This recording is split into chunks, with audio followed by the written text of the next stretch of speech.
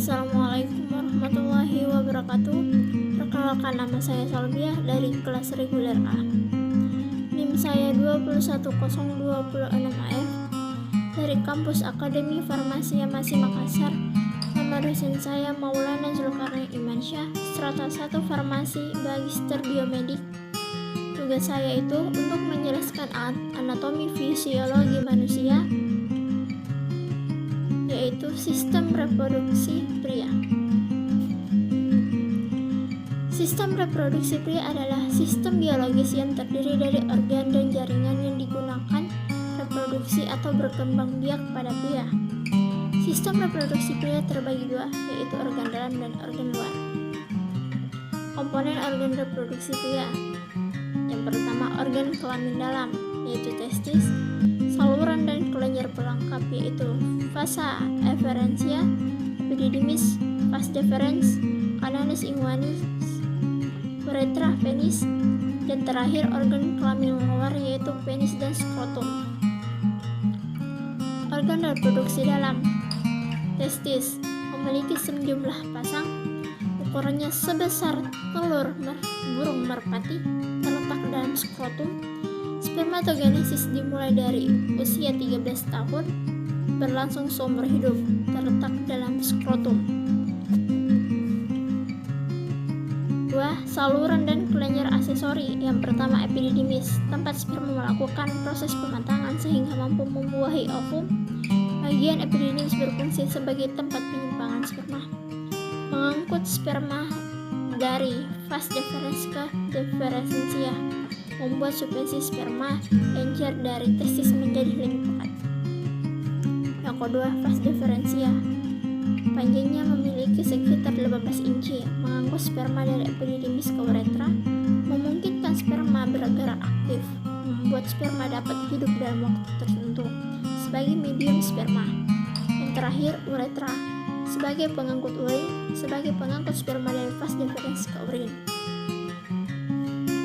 Organ reproduksi luar, yaitu penis, sebagai jalannya keluar urin dari tubuh melalui saluran yang disebut uretra. Sebagai alat bersetubuh, berfungsi meletakkan semen ke dalam saluran reproduksi wanita. Yang kedua, skrotum bertindak sebagai sistem kontrol suhu pada testis, sebagai kantong pembungkus testis, tersusun oleh kulit dan jaringan subkutan yang tidak mengandung lemak. Pada gambar ini diperlihatkan bagian-bagian sistem reproduksi pria, yaitu kantung kemih, tulang panggul, vas deferens, sakrum, vesikula seminalis, kelenjar prostat, kelenjar peruretral, rektum, uretra, penis, testis yang seperti sebelumnya, yaitu berbentuk telur seperti telur burung merpati, epididymis, dan terakhir skrotum. Spermatogenesis, yaitu pembentukan sperma di dalam tubulus seminiferus, terdiri dari 3 tahap. Yang pertama, tahap proliferasi. Tahap-tahapnya yaitu spermatogonium A disebut induk membelah 2 kali secara mitosis membentuk 4 spermatogenia A. Satu sel berfungsi untuk spermatogenesis berikutnya. 3 sel lain membelah 6 masing-masing spermatogenia B, membentuk spermatosit primer, membelah lagi membentuk 12 spermatosit atau spermatosit 1 spermatogenia B. 2. Tahap meiosis. Spermatosit 1 mengalami meiosis 1, menempuh fase leptoten, zigoten, pakiten, diploten, dan diakinesis dari profase, lalu metafase, anafase, dan telofase. Terbentuk spermatosit 2 yang mengalami meiosis 2 menjadi sperma haploid. Setiap spermatosit 1 menghasilkan 4 spermatid. Spermatid dijumpai pada potongan tubulus seminiferus. 3. Tahap spermiogenesis. Terjadi perkembangan spermatid menjadi sperma. Rangkaian perubahan dibagi menjadi 4 fase, yaitu fase Golgi, fase tubuh, fase akrosom, dan fase pematangan. Saat ejakulasi, sperma bercampur dengan plasma semen. Campuran mencampurkan sperma dengan plasma semen disebut semen. Manusia semen terdiri atas sperma, plasma semen. Sperma dihasilkan oleh testis yang terdiri atas kepala yang berbentuk oval, leher dan ekor panjang.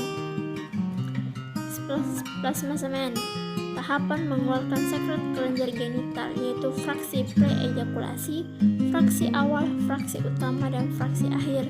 Kandungan zat kimia pada semen: fruktosa, asam sitrat, sperminin, prostaglandin, dan lainnya. Faktor penyebab kemandulan pada pria.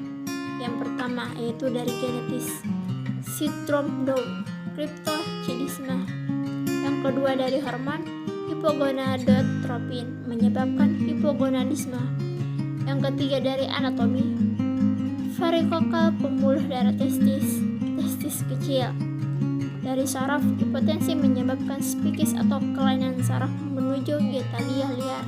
Dan terakhir, kebiasaan yang berlebihan, merokok berat, alkohol, dan pekerjaan yang dekat dengan sumber panas dan radiasi.